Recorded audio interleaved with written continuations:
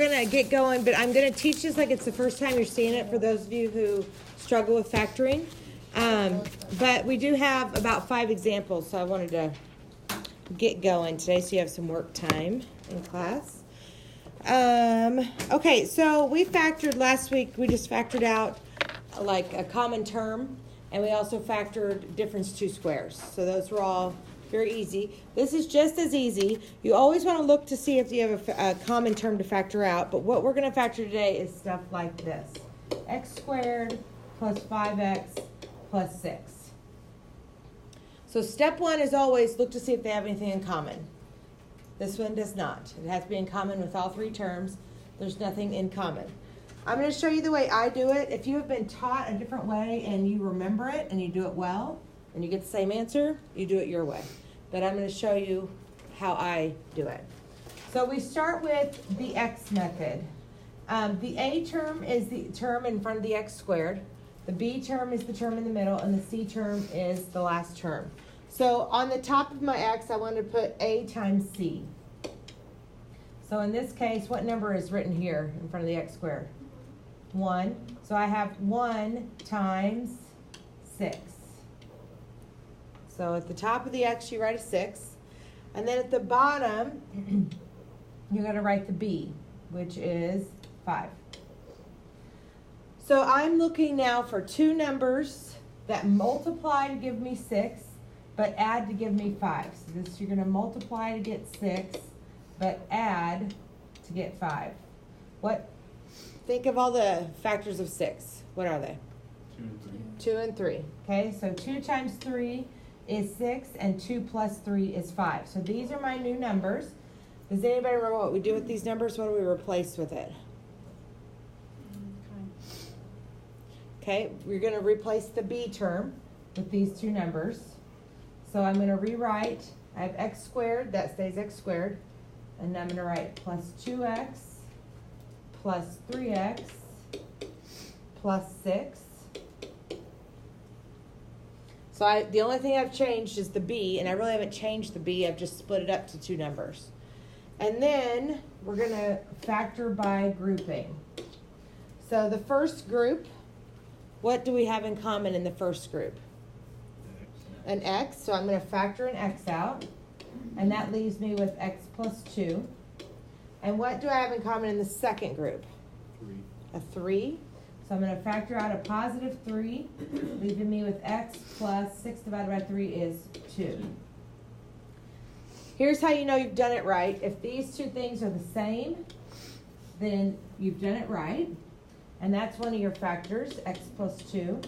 The other factor comes from whatever you took out. You just put it together to make x plus 3. And these are your 2 factors.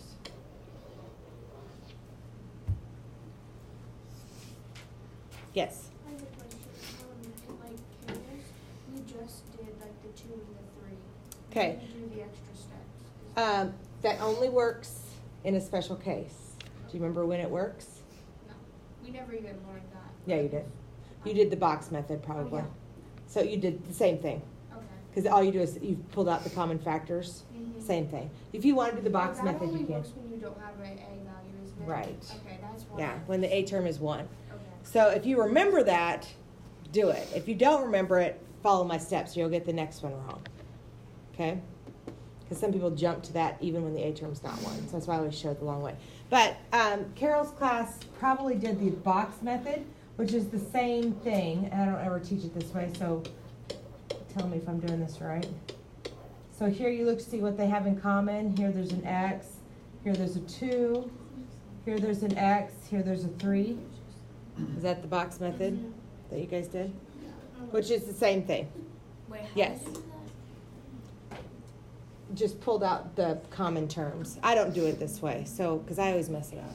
How did you get that 3? Like I know it was pulled out. So do you you take the 2 front numbers from either side? That's Yep. one of them. Yep, just put them together. So, yeah, but you can do however you want to do it. However you want to do it. Okay, we've got 4 more examples so you get more practice time with this. So don't think I'm leaving you yet. How about we try one with a negative? So how about we do x squared minus 3x minus 10. So, for those of you who remember the shortcut, which by the end of this unit, all of you guys will be doing the shortcut. But if you remember the shortcut, is this one that you can do the shortcut with? Yes. Yes. Why? Because there's a one. Because there's one out front. So you can do the shortcut. You don't have to go through the whole thing. But I'm going to go through the whole thing because we're going to need the whole thing for the next example, just so we remember it. So A times C, what number's going on the top? Negative 10. And then B goes on the bottom. How do you know which one goes? I give it to you up here. A times C and B. That's it. This is A, B, C. Okay, so we're looking for two numbers that multiply to give me negative 10, but add to give me negative 3. So, okay, negative 5 and 2, because when you add together, you need to get a negative 3. So I'm going to put a negative 5 and a 2. I'm going to replace my B term with those two numbers. So I have x squared minus 5x minus 2x minus 10. Why Why is it minus 2? Sorry, plus. Yeah. Way to go, group. Way to go, way to go. I know, sorry. Just seeing if you're paying attention, that's all. Yeah. Okay, we're going to factor by grouping. What can come out of the first group here? An x. And what am I left with? X minus 5. What can come out of the second group? 2. We can divide a 2 out of both things, leaving me with x minus 5. So there's my big clue that I've done it right, because the 2 in the parentheses are the same. So I have x minus 5. And what's the other one? Very good. Okay, ready to math it up just a little bit? Sure. I think you are. Actually, the steps are all the same. But now I'm going to add an A term in there. So it's going to change up a little bit. If you're doing the shortcut, you can't not do the shortcut for this one. So I have 2x squared plus 1x minus 15. So, what is A times C for this one? Negative 30. And then what is my B term? 1. So I'm looking for two numbers that multiply to be negative 30, but add to be positive 1. So think of what makes 30. 3 and 10, that's not going to work. 5 and 6. Okay, which one needs to be negative to get a positive 1 to add them together? 6. 5. No. Yeah. Needs to be negative. 6 plus negative 5 is positive 1. 6 times negative 5 is negative 30. So now we're going to replace the B term. So I have 2x squared plus 6x minus 5x minus 15. This is one where you have to go through all the steps.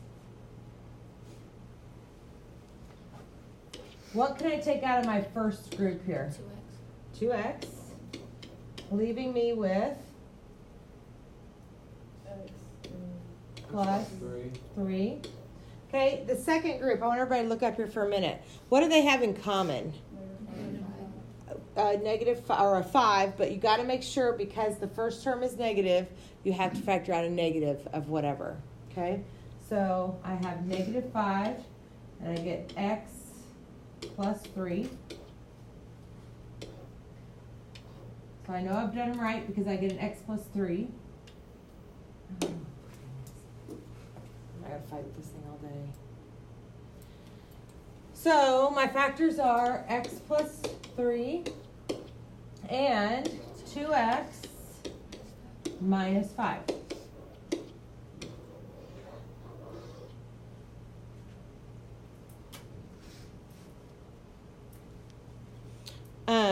I'm going to have you guys do one after 8.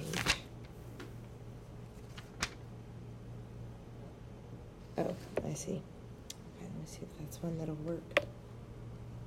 Okay, you guys try this one on your own. If your group has nothing in common, what are you going to factor out? A 1. You can always factor a 1 out. So if I end up with like a 3x plus 2, there's nothing that those two things have in common, so I can always factor out a 1. You have to factor something out. So for this one, I have 2x squared plus 5x minus 3. You guys try this one from start to finish.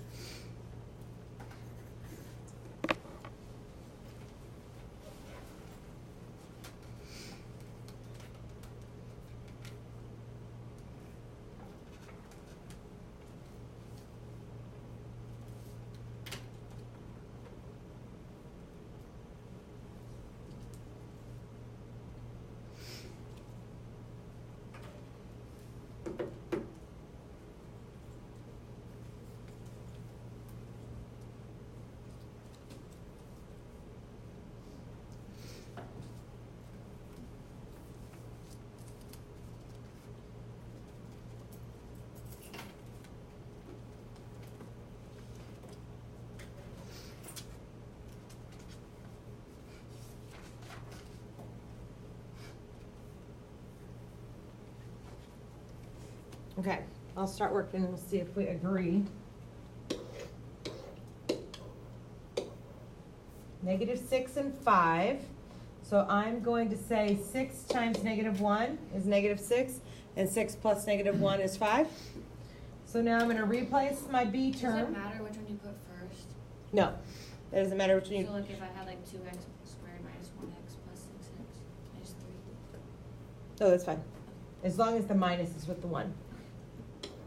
So I have 2x squared plus 6x minus 1x minus 3. So what can I take out of my first group here? 2x, leaving me with x plus 3. Okay, now this one, I've got a -1 and a -3. They don't have anything in common, so I'm going to take out a 1, but I'm also going to take out what kind of 1? A -1 because it's a negative out front. So when I divide both of these by -1, they become positive. And I know I've done them right because they're the same. So I have 2x minus 1 and x plus 3. Good? Okay, last thing, and this really isn't new, so you don't need to write this one down. But if I give you 4 terms, x cubed minus 2x squared minus 3x plus 6. When we had 4 terms over here, we factored by grouping. We just grouped the first 2 and grouped the second 2. That's exactly what you're going to do anytime you're given something to factor with 4 terms. You're just going to group the first 2, group the second 2. What do the first 2 have in common? X squared. An x squared, leaving me with x minus 2. And then what do the second 2 have in common? -3, leaving me with x, and then 6 divided by -3 is -2. Yep, and x minus 2. Good. Now, if this would have been x squared minus 9, guess what we would have done again? Break it up again. That would have been difference of 2 squares, like we did Friday. Okay, but 3 is not a perfect square.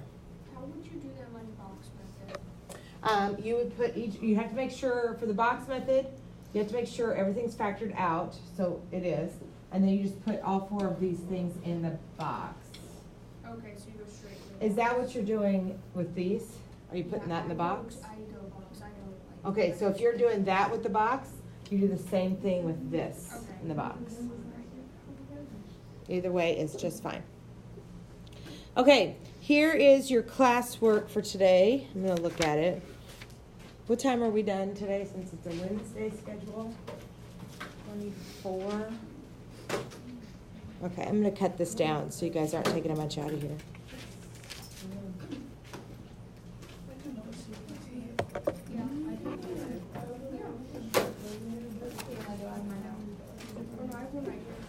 But I like reading, so I like reading too. Okay, we're going to do page 38, 51 to 66.